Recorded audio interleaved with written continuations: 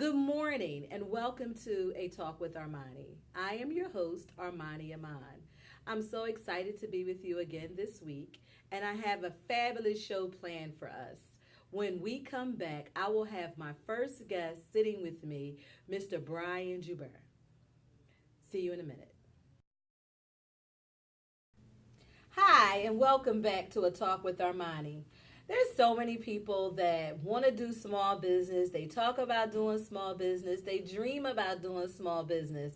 But are they really doing and taking care of all of the business that they need to take care of in order to get that business up and running? I'm sitting here with my first guest, Mr. Brian Joubert, who has a book which says Running with Blinders.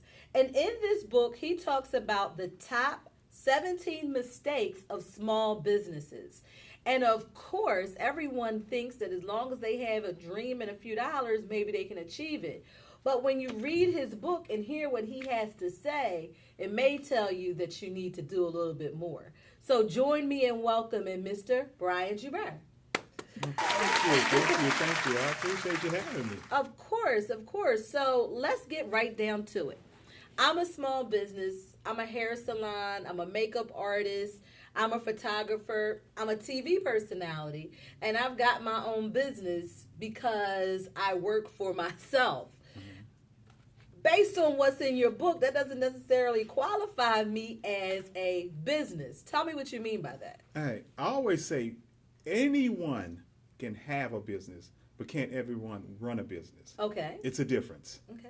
And so when you're talking about the art of running a business, it's first of all having everything structured properly. You want to go down and make sure that you're legal, first of all.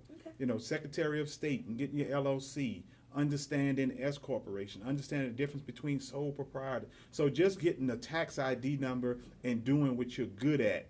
Yeah, you have a business, but is it a productive business? But listen, I just want to do hair. I do hair in my basement. So why do I have to go through all this paperwork? I don't get it. Like, tell me what's the benefit of me doing all this paperwork? Why do I need a LLC or a INC? Why do I need it? Because first of all, you will stop hustling.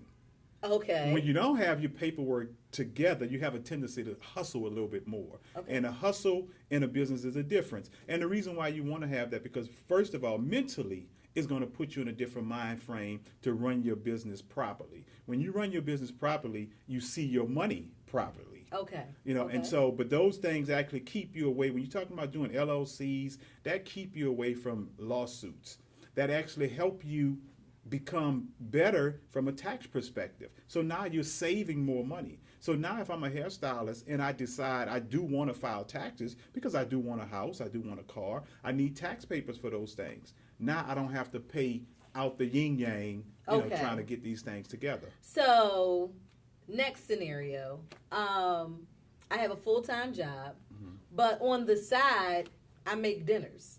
Do I still need to get all my paperwork and everything together in order to, at what point in time, is there a term of a small business that doesn't need paperwork? Like what? If I do any service, I need paperwork? Tell me. Yeah. What? Well, it's a hobby. Okay. Because the IRS always constitute what's a business and what's a hobby.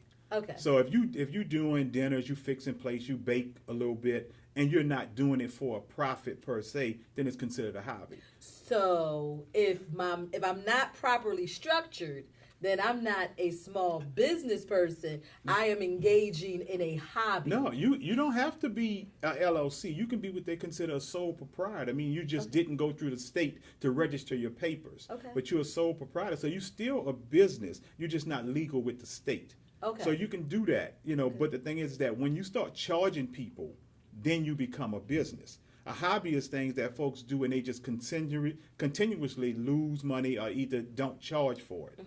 And so that's the biggest difference between the two. And running with blinders, what made you come up? I see you have on here business failure. You have on here record keeping, payroll. But the one thing I also see that scares a lot of people is taxes. Because when we talk about having a small business or any type of business, and then we think, okay, Uncle Sam's going to want his money taxes. Yes. You know, so we're taking on a whole nother, isn't that taking on a whole nother burden by registering my business? Now I'm legally, I guess, liable to pay taxes in a more formal situation? Yeah, but that's okay.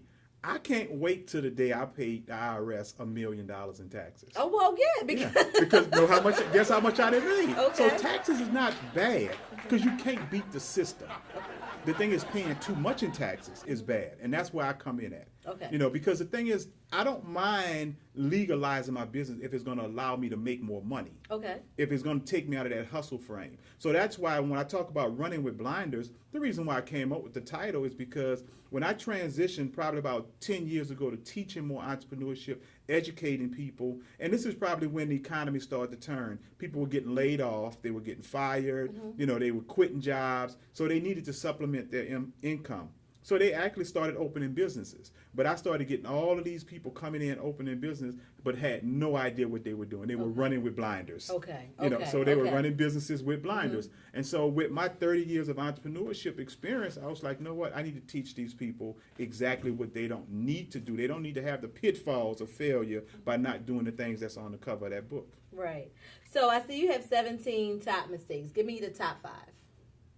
Yeah, I narrowed that down from about 217 million. You know, it was about 78 million of them, and I narrowed it down.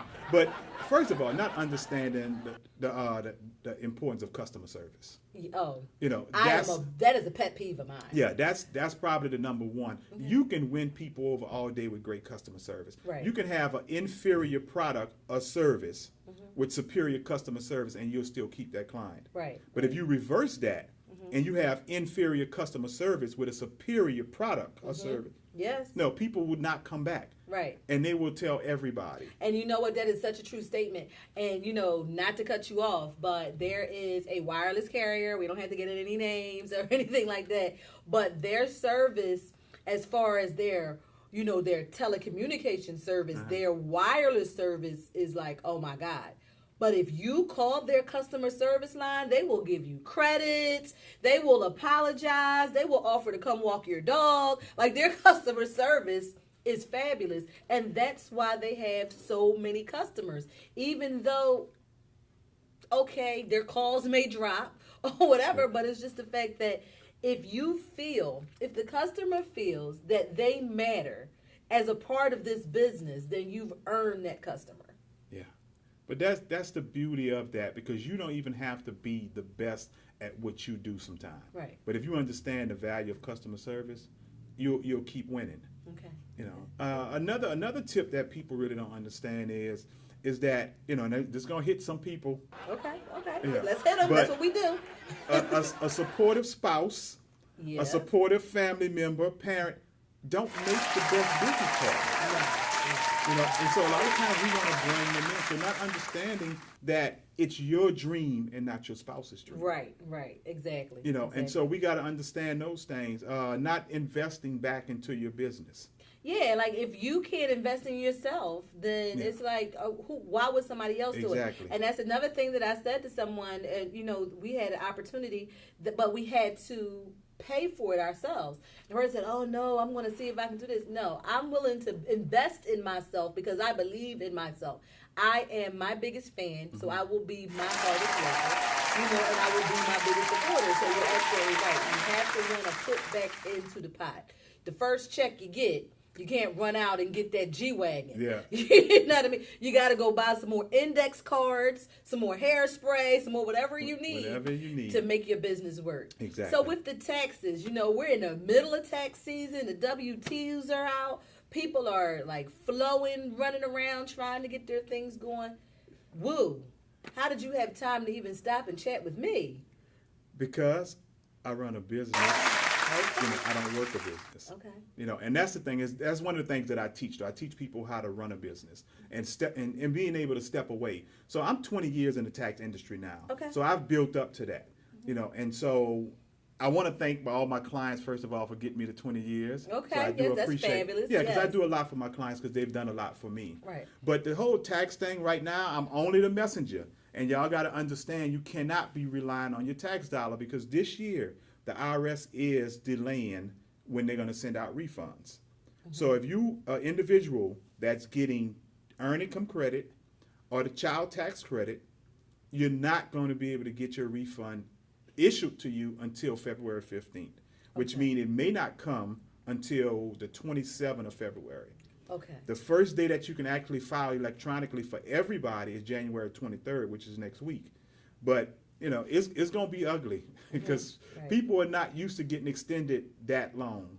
Right. You know, to be able to file their taxes, but not only that, but get their refunds. You know, and so what I do is I teach people throughout the year how to use your money, your tax money, the taxes you pay throughout the year, how to get that money from paycheck to paycheck and not wait till the end of the year so you don't be in this situation. Because there's a lot of people that will say, oh my gracious, I got my W-2s, you know, and I'm getting ready to get my tax money. And like you say, you know, and according to what I've read, the taxes are being delayed. So you know, you got to really, like you said, manage your money, get with somebody that knows what they're doing, you know, and kind of not fall into that pitfall of waiting, being that person that's waiting for that check to, you know, because you done messed up all year long and now this is the bailout. Yes. You know, because the bailout may not come when you need the bailout to come. So, but I thank you so much for coming and joining me. And clients can get information by going to www.lbtaxservice.com. Yes. You are located right in the heart of Atlanta, right? Well, I'm in Mableton now. Okay. Yeah, okay. I took all my offices in the Atlanta area and I just converted them to one because we do a lot of virtual stuff now. People can email, fax their stuff. And that's absolutely wonderful as well. So if you have any questions for Mr. Brian, if you have questions on the book, if you want to see how you can get the book, if you want to get some tax advice from him, if you want to have your business enhanced, if you need to figure out how you take your hobby to a business or take your unbusiness to a business, you know, feel free to reach out to him and, you know, get the advice from him and follow his steps. You know, you can buy his book. I'm sure it's on your website. Yeah, you can go to my website. You can go right to his website and you can buy his book and you can get all the information that you need to be able to follow the steps and not trip into the downfall that so many of us have. Yeah. So, again, thank you so much. Thank you. I appreciate the interview. Oh, definitely. And we look forward to having you back. Anytime. Okay. We'll be right back.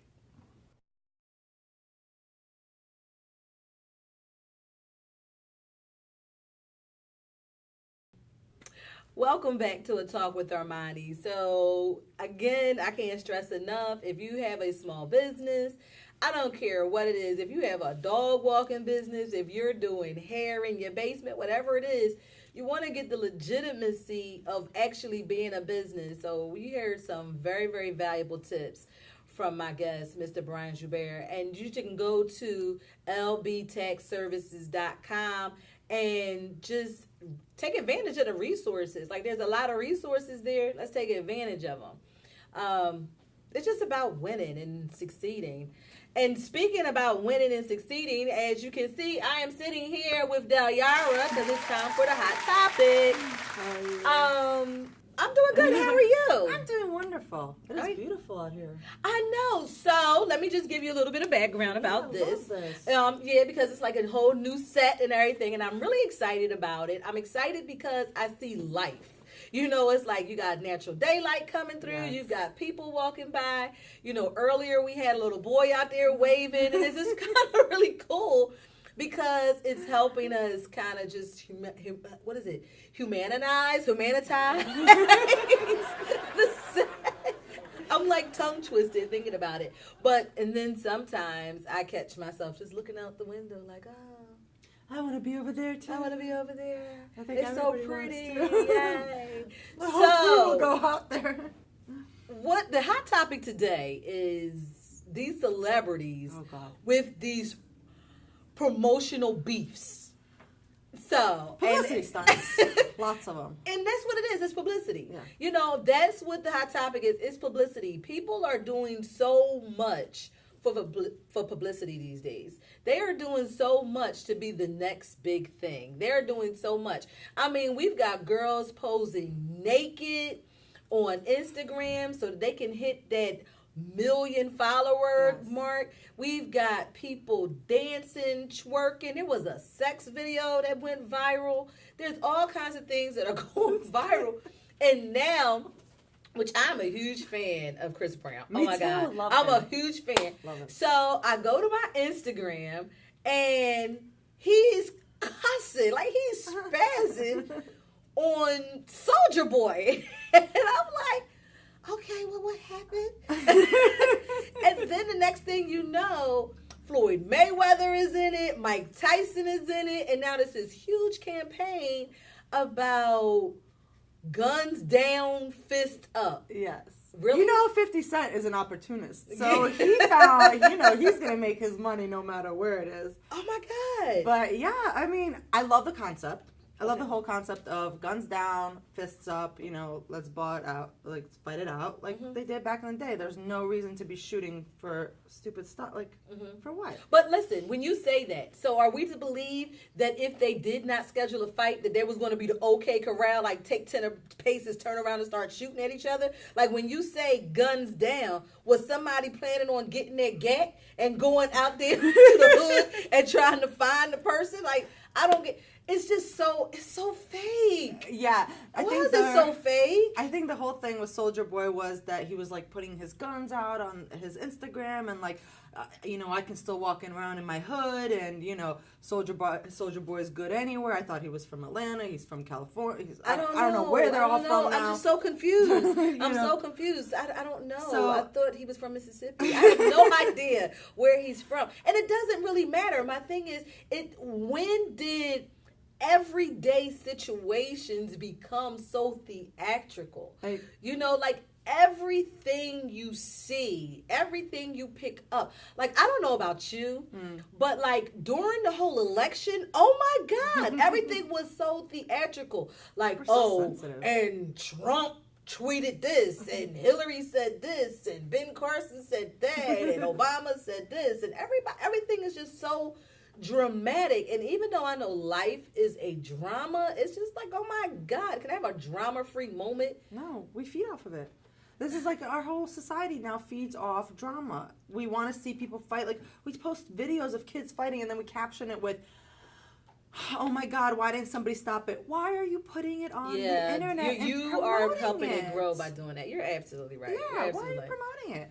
So I think we're just like, this is a time we are in to feed off. I don't even know why Chris Brown responded to that. Like, Soulja Boy is not even anywhere near his level. I think, but then it goes right back to the publicity. Like, oh my God. It's but Chris Brown doesn't really need it. He didn't need it. Oh my goodness. I don't even, it baffles me so constantly because I remember back in the day, the rappers had the beef. But that was part of the rap lifestyle. Mm-hmm. You had a beef, KRS-One and MC Shan. You can't come up Brooklyn. You can't come to, to the Bronx. Like, it was a big thing. But, that's what they did back then. I don't think nobody actually shot at each other. I don't think that, and even the whole Biggie Tupac thing, I don't know that was really a beef. I think that there was some more outside sources that have yet, that we haven't really discovered that kind of got involved with that and led to those different tragedies. But this today, you cannot turn on a television. You cannot go on your social media. You can't pay. The newspapers are reporting these fantastical situations. Yes, I said fantastical. These fantastical situations. Yeah. And reported it as news. Yeah, CNN talks about Kim Kardashian. Like, I was watching a show just the other day and a movie. And in the movie, the guy was like, well, we would like the Kardashians to come. Well, I don't know if they can with all the drama going on with Kim and Kanye. What? Like, where did that even come from? Where did that even come from? Like, they're a family. There are a husband and a wife that go through everyday situations. Yeah. Just because his name is Kanye and her name is Kim doesn't make it news. No. It doesn't make it news. But you know how that goes. But thank you. Something Denzel said that really, I think stuck with reporters. He said, it's your guys' job to talk about the truth, not just report be the first one to report whether it's real or it's not real. That's what's being reported. We don't know what's true and what's not true. We're getting news from Facebook and Instagram. Right. But thank you so much once again for coming to me with the hot topic. And I'll see you next time. Yes. All right. Thanks, guys. I'll be right back.